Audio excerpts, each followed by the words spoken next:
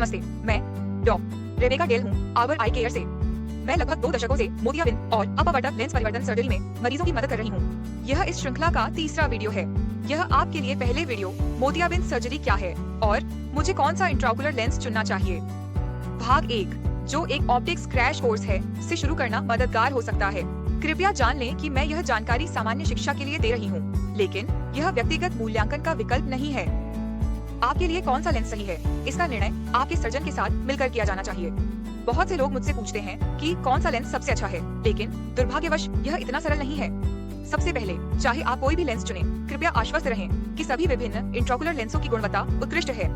हर मरीज के लिए एक ही सबसे अच्छा विकल्प नहीं होता है। आपकी प्री ऑपरेटिव कंसल्टेशन के दौरान हम आपके विजुअल लक्ष्यों और आपकी आंखों के बारे में जानना चाहते हैं। चश्मे के बारे में आपके विचार क्या हैं? इस पर सोचने के लिए थोड़ा समय लें। क्या आप मोतियाबिंद की सर्जरी के बाद चश्मा पहनने में खुश होंगे या आप चश्मे पर अपनी निर्भरता कम करना चाहेंगे? यह जानना महत्वपूर्ण है कि कोई भी लेंस 100% चश्मे से स्वतंत्रता नहीं प्रदान करता, लेकिन कई विकल्प हैं जो आपको चश्मे या कॉन्टैक्ट लेंस जैसे उपकरणों की आवश्यकता को कम कर सकते हैं। इसके अलावा इस बारे में भी सोचें कि आप अपनी आंखों का उपयोग कैसे करते हैं। क्या आप बिना चश्मे के तैरना, पैदल यात्रा करना या स्की करना चाहते हैं? क्या आपको विभिन्न दूरियों को देखने की आवश्यकता है, उदाहरण के लिए गाड़ी चलाने और अपने डैशबोर्ड को देखने में सक्षम होना? क्या आपके पास विशेष कार्य आवश्यकताएं हैं? क्या आप पायलट हैं? क्या आप कम रोशनी वाले वातावरण में काम करते हैं? क्या आप कोई विशेष गतिविधियां करते हैं, जैसे निशानेबाजी या मछली पकड़ने के लिए फ्लाई बांधना? क्या आप बारीक सुई का काम करते हैं? क्या आप एक कलाकार हैं? ये सभी चीजें हमारे लिए महत्वपूर्ण हैं, ताकि हम आपके लक्ष्यों के अनुसार सबसे अच्छा विकल्प चुन सकें। इसका कोई एक सही उत्तर नहीं है, क्योंकि यह आपके लक्ष्यों पर निर्भर करता है। आपके प्री ऑपरेटिव परामर्श के दौरान हम आपकी आंखों के आकार और स्वास्थ्य की जांच करेंगे। सूखी आंखें, रेटिना की समस्याएं या दोहरी दृष्टि जैसी चीजें, यह सब इस बात को प्रभावित कर सकती हैं कि आपके लिए कौन सा लेंस सही रहेगा। मैं इंट्राओकुलर लेंसों को 4 अलग-अलग श्रेणियों में विभाजित करना पसंद करता हूँ। आइए इसे तोड़कर समझते हैं। श्रेणी 1 को हम सिंगल फोकस लेंस कहते हैं। यह वह लेंस है जो आमतौर पर अधिकांश बीमा योजनाओं द्वारा पूरी तरह से कवर किया जाता है। एक सिंगल फोकस लेंस में एस्टिग्मैटिज्म के लिए सुधार नहीं होता है। बिना एस्टिग्मैटिज्म वाले व्यक्ति को सिंगल फोकस लेंस से स्पष्ट दृष्टि मिल सकती है, लेकिन एस्टिग्मैटिज्म वाले व्यक्ति को अपनी दृष्टि को तेज करने के लिए अभी भी चश्मे की आवश्यकता होगी। दूसरी श्रेणी का लेंस भी एकल फोकस लेंस है, लेकिन इसमें दृष्टि वैषम्य में सुधार शामिल है।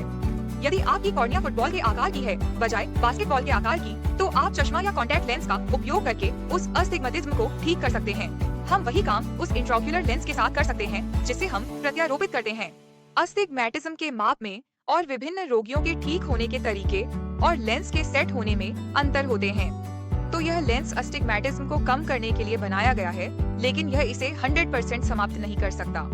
तो अगर श्रेणी 1 या श्रेणी 2 लेंस, एकल फोकस लेंस, चाहे बिना या अस्टिग्मैटिज्म सुधार के साथ आपके लिए सही है, आप अपना ध्यान कहाँ केंद्रित करना चाहते हैं? क्या आप चाहते हैं कि हम आपकी फोकल पॉइंट को दूरी, मध्यवर्ती या निकट के लिए सेट करें?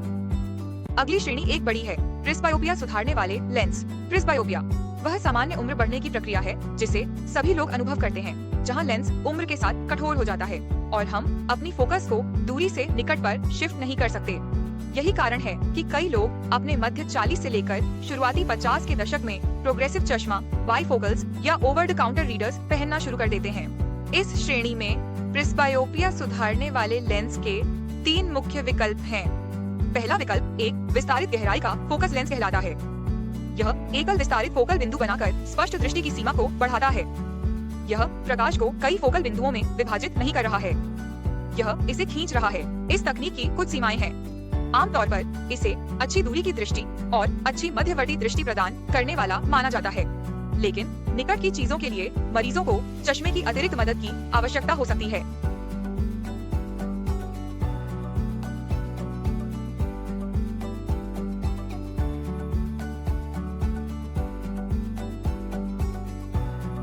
यह डिजाइन लोगों को बिना चश्मे के अधिकांश गतिविधियां करने में मदद करता है। कुछ आंखों की स्थितियों वाले लोग, जैसे अनियंत्रित सूखी आंख या रेटिना की समस्याएं, बहुफोकल लेंस के लिए अच्छे उम्मीदवार नहीं हो सकते हैं।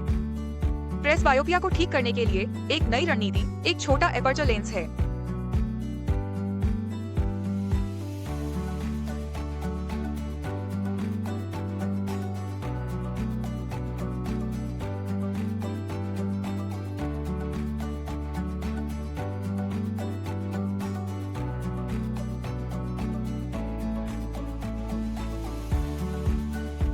लाइट एडजस्टेबल लेंस है।